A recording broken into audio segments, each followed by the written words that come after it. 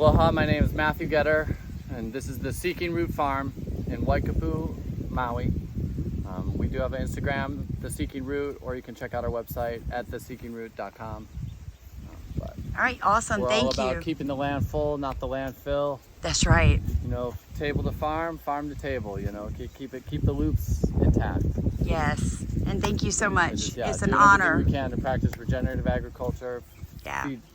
Keep food out of the trash, give it back to the land, and Back to the pigs. back to the pigs. You guys should see these. Wait till they see them. I'm gonna put you in the front and let everybody watch the video, but it's gonna be amazing. Yeah, thanks for coming down today. Pleasure to share what we're doing with you guys. And Awesome. to everybody who wants to grow out there, I always say, you know, it's not that much hard work. You know, like all these things want to do it for you. So That's right. I just consider myself a Caretaker. a facilitator. Yeah, A steward. The caretaker. I'm just trying to let the pigs do their thing. Just trying to let the worms do their thing, and make them work together. They're the together. ones doing all the hard work. So Yeah, they are. But it's beautiful, and I appreciate it. Use for your bedding. So I use mostly horse manure and coffee grounds for the worm bins, the bedding tier. Yeah. So anytime you have like good mulch, like this cocoa core, Yeah. stuff like this is also real good as a brown ingredient. But I like when I pick this up from the horse manure. It's a perfect mix of bedding and manure. And it's also partially composted and broken down. That's right. So it's pretty quick as a feed for the worm. So I kind of dump it on top. I try to not smother the whole bin, but you can see I recently fed this bin, so this is the pile of food. And then if you like come over to this side, this is gonna be more like where the And your where the bins are worms big are like gonna be mine. hanging out and stuff. So Oh wow, look we at got some that. millipedes in there. And That's let's see beautiful. where the wigglers are. There's some of the wigglers. So when you run yours, how often do you have to run beds this big? That's beautiful. Like break them out, or what do you mean run? Like separate your castings. I do it like occasionally, maybe every month I could harvest from here. I'm not necessarily always harvesting from each one. I'm usually just constantly trying to fill them up. Right. And then when I have an order, you know, I have enough stuff in each bin and a good population of worms that I can feed them. But let me turn this hose off so they're not killing our audio. This is gorgeous. I like these. Where'd you get these big bins? Yeah, I repurposed these old solar collectors. They were all used to be like the old school solar panel, and they would have a glass top, which was like a magnifying lens. And if you look at the bottom of them when they're empty, they each have they'd have like 16 cells. So it was like a very weak solar cell compared to our normal panels now, but I just took the glass off of them and repurposed this aluminum box. So the bottom of each box is probably about 6 inches of charcoal or biochar. Okay. And then I have some landscaping black perforated pipe. Maybe I have an example one nearby, but it's that black drainage pipe you use for like a French drain. Yeah. So those are kind of like in a U shape, curving underneath. Corrugated pipe. Yeah, so they get like a nice airflow down into that deep layer. And then we start adding in the worm castings in the soil, and then from there it's feed. But once I try and always keep my ratio that I'm never adding more than 10 or 20% new material at a time. I want to keep the bin mostly established, a healthy worm population, and then just do like a light feeding on top. Do you dump it to, how do you like, when I run my castings, so I take them out of my bin, run them through a tumbler, put everything back. Do you do that too? I don't have I have some different types of tumblers. Once I put it in here and I'm selling this, I try to sell it unscreened. Oh, awesome. So the whole bin. So it's all like with the worms and everything living. Oh, but I don't want to give them this feed layer. Right. So if I was to sell soil from it, we can come over to like a bin that maybe I haven't. And do you do breeder bins so you always have new stock ready to go in? Yeah, I've got worm bins in a bunch of different locations. So here we have like a lot more finished, soil layer here. Oh yeah. And so like this is essentially what I would consider as like sellable. Oh yeah, that's phenomenal. Castings to people. And then they're getting it with the worms in it and the living soil. And so that's one of the products. But when we do our hot piles in our animal pens, that material I sift, screen, and tumble And then we have that sifted material, which I can either add into here as well. Yes, yes. As a feed and just bulk up the soil in here. Look at that. Or that's amazing. yeah, you can see like this perfect separation between yes. the untouched food at the very top, and then as soon as you get to castings, all these little beautiful balls of happy worms. Everything. Look at your worms. They're so happy. Yeah, they're definitely cruising in here. So, but occasionally there will be like a rock or something. I try and, as I'm going through this bin, sift out whatever trash is in here, because I'm probably not going to screen it again. That's right. To separate all my worms. How much would you sell this whole bin for? I would say this bin is probably worth like $500. Yeah. Of castings. But it has so many different purposes too. You can, since these are all raised and I have the drain holes off, I can run a gunner underneath, flood it, collect some of that tea. Yeah. And then immediately make loads and loads of good compost tea out of this much matter. But people are always like wanting like, oh, I want a whole garden bed at once. So you don't need that. You can build your own soil from what you have nearby, and then you charge it with that's right. a little bit of this to feed the system. That's what I tell them. Build the soil food web, and then this will replicate and take over and colonize that environment. So if you want to get the quick head start, yeah, you want a bunch of this to start within your raised, if you're doing a container garden possibly. But if you're building like beds on the ground, if this is 10%, or 15% of your soil volume, it's going to be enough. It is going to be enough. I tell people that. Propagate over time. Yeah, so what I normally, look at that, how beautiful.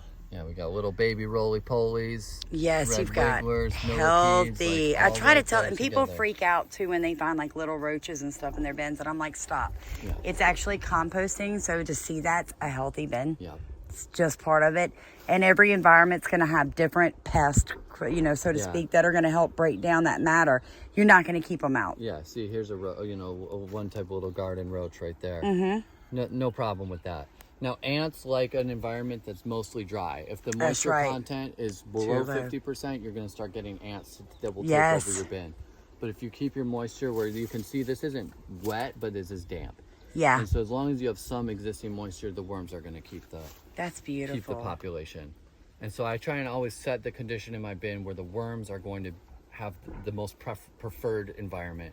That's so right. They should be, the highest population. I like how you said, though, you put biochar at the bottom. Now, I usually just sprinkle mine through, but maybe I need to start layering. Yeah, I don't necessarily want to sell all my biochar off to people, which is why I try and keep it as a discrete amount in the bottom of the bin. Right. And then over time, it's not losing any structure. Yeah. It's going to stay in the bin as good drainage. It's going to make sure that some of my other older bins that I just drilled little holes in and I don't fill up with enough biochar, once you get enough castings, it kind of merges out. Yeah, it does. And your worms will actually die, which we had it happen to us because your bin gets to a certain state and it's very heavy on the bottom. Yep. And they're not getting the airflow anymore. Yep. And your population dips dramatically. Like all of a sudden you go from 50,000 worms to 5 and you're like, whoa. Yeah, what happened? What happened? So essentially what happens there, worms are smart in that when they know the feed ratio in the bin. So when there's more food in the environment, they're going to breed, they're going to reproduce, and you're going to see your population continually increase. As soon as the food goes down, the mature worms will try and leave the bin. Yeah. They will try and migrate to other environments or at least if they can't get out of your bin, they'll just stop reproducing. That's right. So you'll see a quick drop in your numbers if your food goes down, but that'll rebound as soon as you get food back in. Yeah, but I think I'm going to add some biochar on the bottom. Setups you do get that compaction, yes, which is essentially a layer of finished. So, so the worms are considering this an environment with no food, they'll migrate out of it. Yes. And then as the percentage of that takes over your bin, their population is comparatively going to go down. Yeah. So that's usually when I run mine. I'm trying to do the horizontal migration side to side so that I can push all my top layer and my worms over to the side, collect all of the soil out of here. Then I just pull it back over. All of that back, put some new feed on top, and I'm able to pretty much harvest these top sections of the bin on an endless loop, and I'm not necessarily ever taking away the biochar and the drainage.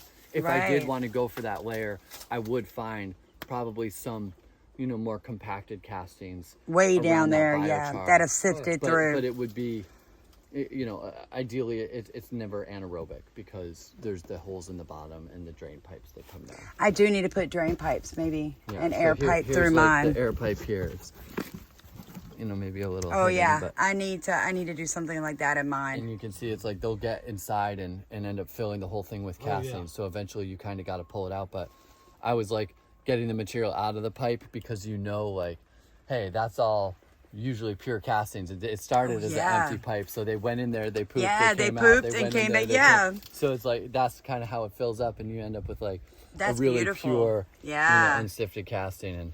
And then I always say you can test your castings by Yep. their ability to clump. So I think a lot of people make that mistake. and it's stable as then it's good. If It's going to do that in the soil if it's too too, dry and they don't and realize dusty, it. though, Yeah. it can be real hydrophilic or hydrophobic, and that's where it'll Run your stay water dry. off. Exactly. So this is a sponge properly holding its moisture Yeah. versus something that's dried out, and you try water it and it'll just bead and run right off. This is gorgeous though. And you guys, weather stays. Now in Louisiana, we get some really cold winters, but it's only a few days here and there. So what I've learned to do is do pockets of, I do very fine wood shavings with ground, like used coffee grounds and comfrey leaves. And I grind it all together and get it to start breaking down faster. And I make pockets all through there. And they will pull to the pocket for the heat. And if they get too warm, they'll back themselves back out. So... Nice. And like that's that, how I keep them. I think that's like a smart strategy, and like that's why you'll see I feed the bin as like a mound, maybe to one side or one corner, and that if it's still hot and there's still some composting action going on and it's too hot for they the can worms, get away from they can get away from yeah. it. But as soon as it's ready, they can come back to it. Then so come they'll back kind to of it. tell you when this is ready to for them to get into. They'll start moving into it. But yeah, often this starts as really dry though too and hydrophobic. So. A good suggestion I give to a lot of beginners is pre-soak your material. Yes. So when you start with all of this dry material, cardboard, your newspaper shavings, your wood chips, everything goes try in. watering that.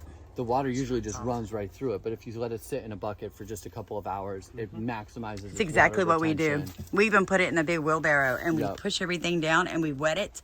And I leave it there until, like when I pick it up, water's draining off, I'll squeeze that out and then I'll put it in the beds. Exactly. Yeah. And they love that. Once it goes in, if it goes in at that level of saturation, your ability to keep the moisture in the bin is so much higher. So much easier. See, I don't have to water easier from that point. like how you were watering when I came up because I keep a big plastic tarp over mine.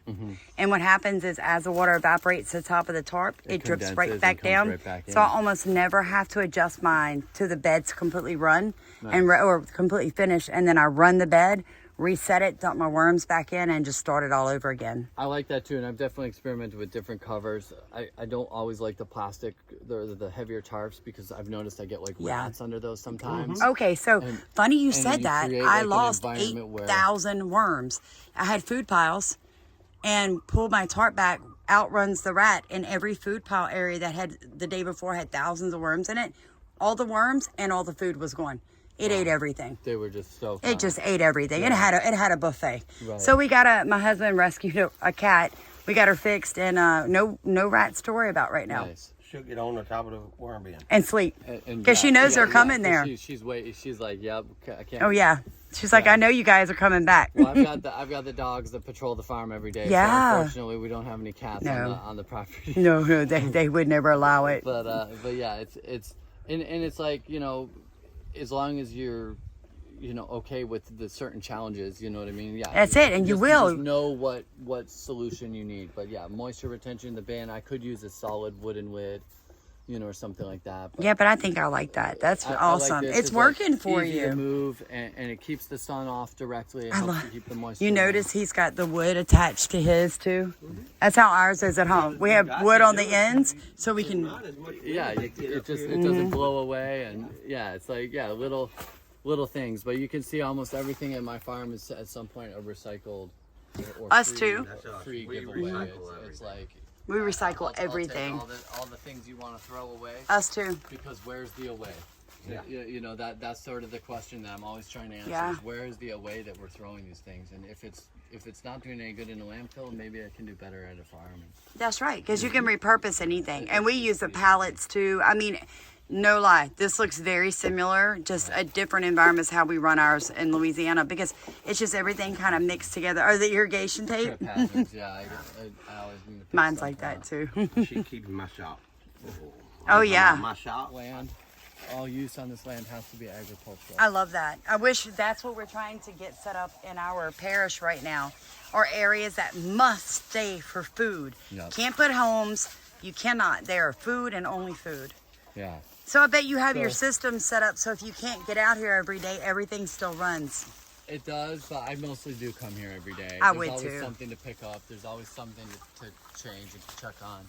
But I don't necessarily need to do an action for every animal every day. So, but what my strategy here, I call it blanketing the mother. And we come in with all of this large debris, like the wood, the coconut fronds, and The carbons the we were bigger just talking stuff. about. Yeah. And we layer that down as a base layer. Yeah. And then we start putting the fish and the deer carcasses on top of that. And then we bury those pockets with the shredded, the fine stuff. Yes. So in this field right here, you wouldn't know it, but yesterday I buried, 3 deer. Yeah. And like 30 mahi-mahi and, a bunch of like different fish and stuff are going into this. And then over time, the chickens are scratching at it. The pigs are trying to dig it up. And we're just continually layering and layering. And you can't really smell it. You smell, yeah. We've talked about almost no doing this, smell. but he was like, Sam, we have to consider where we live with all the predators. Could we protect it?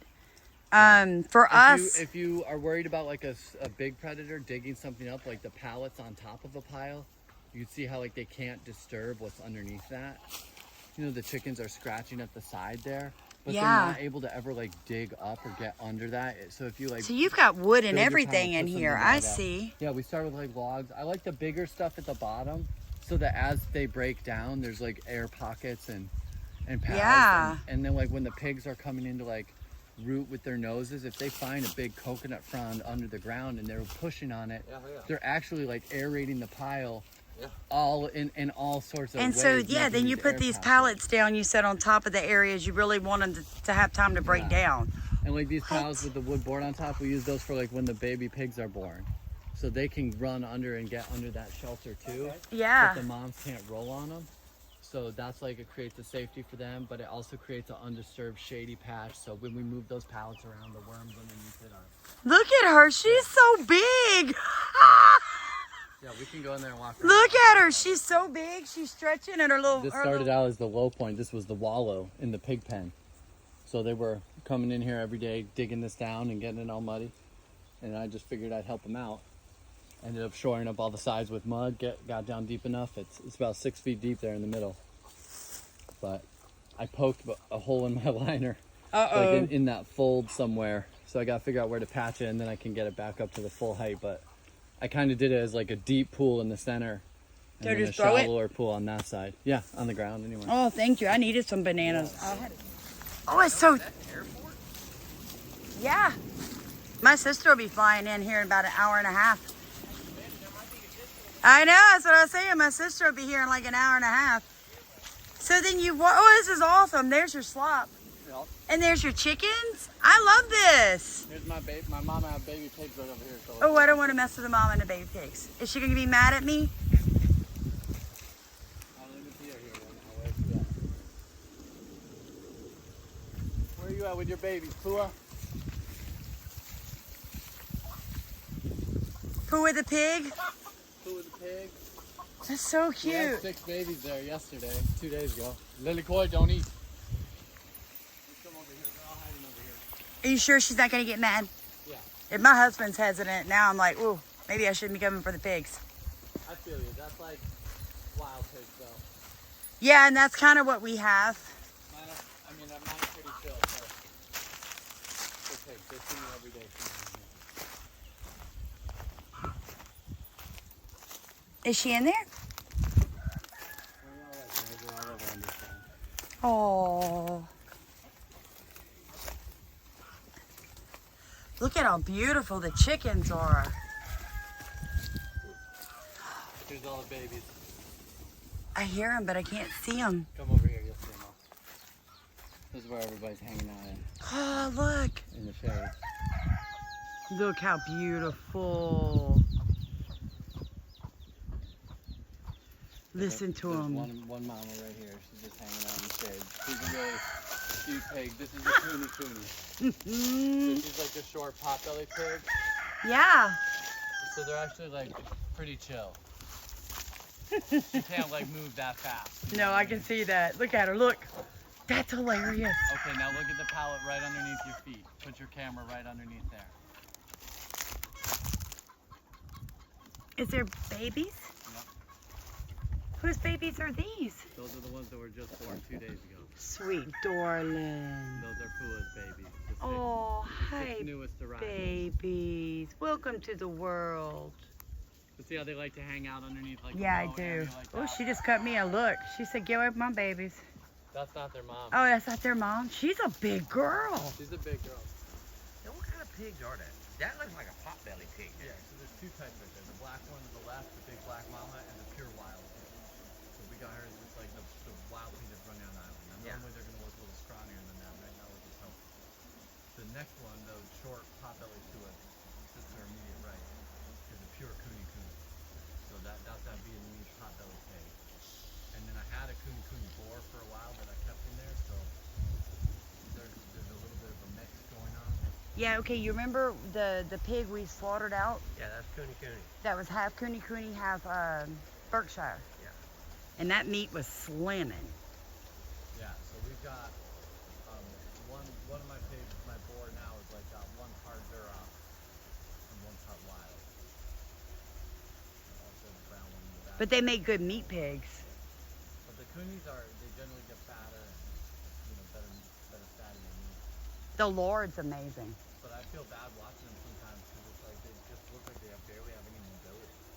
You know, like she's like getting around, it's just like labor for her, and the other pig's like Natural. at least she can hustle this one here. Listen to her. She's a little bit fat too, but Listen to her. chill. She's a very long snout. Her name's Hannah, and she was Hey, raised. Hannah. She was raised as like somebody's pet pig, and then they brought her to us when she was like 3 months old. So she's like, she's friendly enough that she'll come up and want that attention. Her face is very different than the pigs but at yeah, home. You she'll see be a that? little- You don't think? She's a little aggressive too, with sometimes biting and wanting to get the food. You're wanting to get the food. This must be her baby. Yep. Because it keeps following her. Yeah, a good Hannah pig. At the barbecue side right there.